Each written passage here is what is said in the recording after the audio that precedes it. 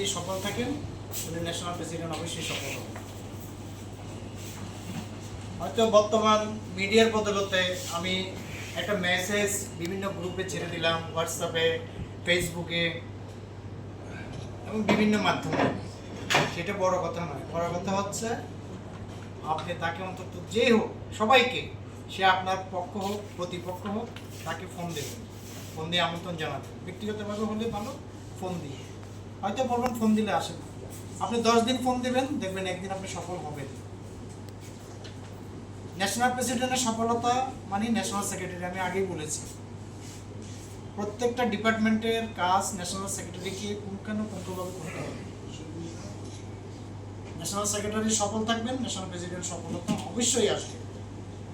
এবং আগামী দিনে যদি ওনার উচ্চাকাঙ্ক্ষা থাকে যে আমি অ্যাপেক্স বাংলাদেশকে নেতৃত্ব দেব, তাহলে এটা একটা হচ্ছে মুখ্যম সময়, মানুষের হৃদয়ঙ্গন করার একটা অন্যতম মুহূর্ত হচ্ছে ন্যাশনাল সেক্রেটারি সেই টেনিউর। তো এখানে আমাদের সিনিয়র ন্যাশনাল সেক্রেটারি ছিলেন, উনিও এনজয় করেছেন, আমরাও করছি। হ্যাঁ, তো আগামী দিনের যে উচ্চাকাঙ্ক্ষার কথা বলেছি, প্রত্যেকটা হৃদয়ে মননে স্থান করে নেওয়ার জন্য এটা অন্যতম সিঁড়ি সেক্রেটারিয়েট জব। এবং জানেন বাংলাদেশের নেতৃত্ব দিয়ে কিন্তু সেক্রেটারিটা, মন্ত্রী পরিষদ তেমন কিছু না, এটা একটা হচ্ছে আলংকারিক অর্থে মন্ত্রী পরিষদ বলেন, সব কিছু বলেন, কিন্তু সেক্রেটারি হচ্ছে হৃৎপিণ্ড। তো ন্যাশনাল সেক্রেটারি শুধু মেসেজ সার্ভ করবেন, মিটিংয়ের এজেন্ডা রেডি করবেন, সেটা নয়। প্রত্যেককে কম হলেও 2-3 বার করে ফোন করে বিরক্ত করবেন। যখন আপনি 3 বার ফোন করবেন, তখন ওই ব্যক্তিটি নিজেই অনুধাবন করবেন যে সে একাধিকবার আমাকে ফোন করেছে, আমি যদি না যাই কেমন। সে নিশ্চয়ই আপনার এই অনুষ্ঠানে আসবেন এবং দয়া করে যাবেন। এটাই হচ্ছে ন্যাশনাল সেক্রেটারি এবং ন্যাশনাল প্রেসিডেন্ট পুরো বোর্ডের কৃতিত্ব। এবং উপস্থাপনার ক্ষেত্রে যে আলংকারিক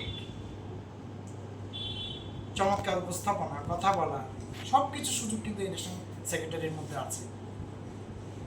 ক্লাবগুলোকে সার্ভাইভ করা, ডিজিদের মাধ্যমে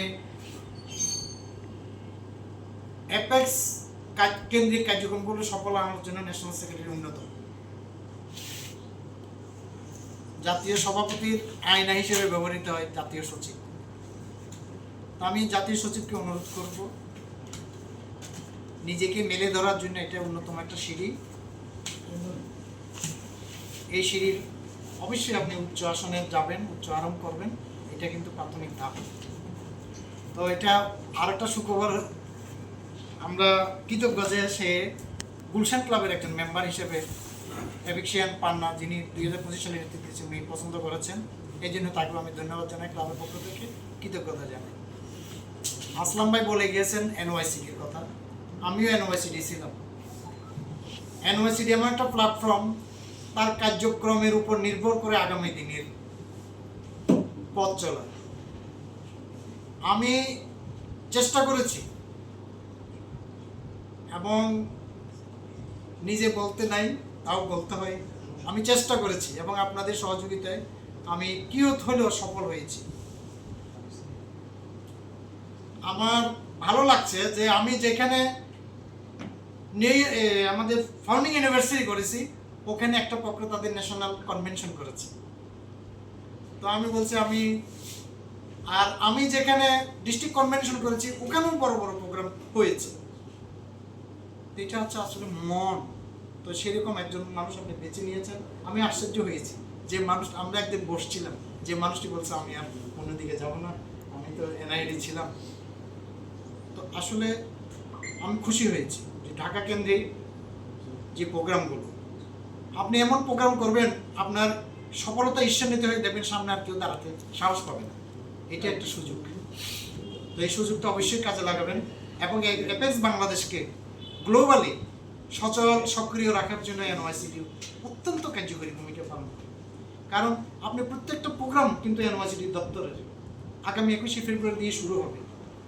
1 ফেব্রুয়ারি, মার্চ বলেন, এই ডিবেট কম্পিটিশন বলেন, বৃক্ষরোপণ বলেন, বৃক্ষরোপণ যদিও এনএসডির কাজ, কিন্তু এনওয়াইসিডি এটা করে থাকেন এনএসডির সহযোগিতা। তো সকল বোর্ড সম্মিলিতভাবে আসলে একে অপরকে সহযোগিতা করতে হবে। সহযোগিতা ছাড়া আসলে কেউ তার লক্ষ্যে অভিষ্টে পৌঁছানো কষ্টকর হয়ে যায়। তো এনওয়াইসিডি আমি আশা করি অত্যন্ত সফলভাবে তার কর্মবর্ষটি শেষ করবেন এবং অ্যাপেক্স বাংলাদেশকে সক্রিয় রাখার জন্য তার দপ্তরের অনন্য কাজ, এই কাজগুলো অবশ্যই করবেন। তার সেই দক্ষতা, ক্যাপাবিলিটি সব কিছু আছে। তো আমি ন্যাশনাল সেক্রেটারিকে আরেকবার অনুরোধ করব যে জাতীয় সভাপতির সফলতা মানে ন্যাশনাল সেক্রেটারি, সুতরাং সেই সেভাবে কাজ করবেন। আর এনইএস তো কয়জন এনইএস দিয়েছেন?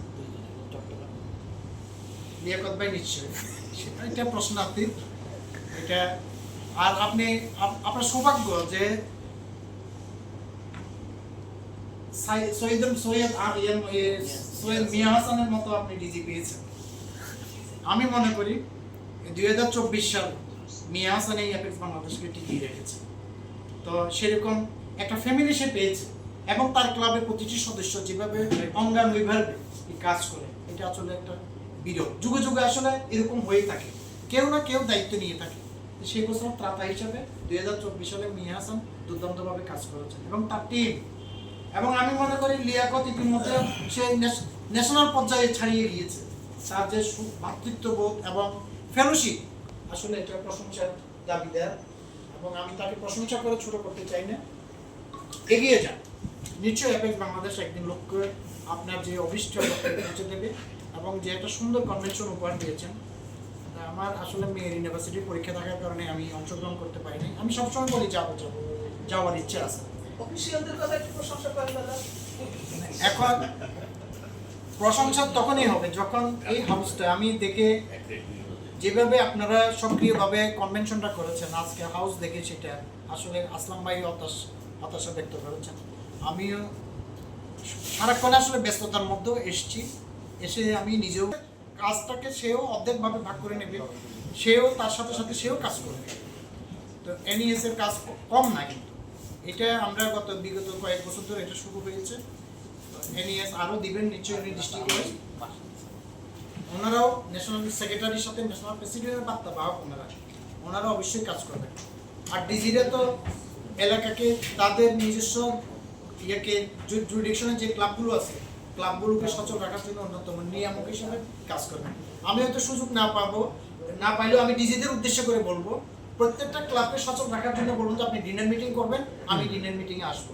ডিনার মিটিংয়ে আধা ঘন্টা আগে আধা ঘন্টা আগে পার্শ্ববর্তী ক্লাবের প্রেসিডেন্টকে বলবেন, ভাই আমি আসতে পারতেছি না, আমার রিপ্রেজেন্টেটিভ হয়ে আপনি ওই ক্লাবে যাবেন। তখন ওই প্রেসিডেন্টও খুশি হবে, আপনার কর্মবর্ষটাও সফল হবে। অন্তত এই কাজটুকু করবেন। আর প্রেসিডেন্টদেরকে সবসময় বলবেন, আপনি সবসময় 3-4টা পুরস্কার রাখবেন প্রত্যেকটা ডিনার মিটিংয়ে। যে আগে আসবে সবসময় তাকে মার্ক করবেন, তাকে একটা গিফট দেবেন। যার অংশগ্রহণটা ভালো, ক্লাবের তার আছে, নিজের কন্ট্রিবিউশন আছে, সেরকম একজনকে আপনি একটা গিফট দেবেন। প্রয়োজনে পরবর্তী গিফটগুলো আপনি লটারি করার নাম দিয়ে 3টা গিফট রাখবেন, দেখবেন প্রেসিডেন্টগুলোকে আপনি সক্রিয় রাখতে পারবেন। সেটা কলম হোক, একটা পেন্সিল হোক, ক্ষুদ্র যে কোনো উপহারে এটা দামি উপহার। ক্লাবগুলোকে সচল রাখার জন্য আপনি এই কাজগুলো করবেন। ধন্যবাদ আমাকে সময় দেওয়ার জন্য।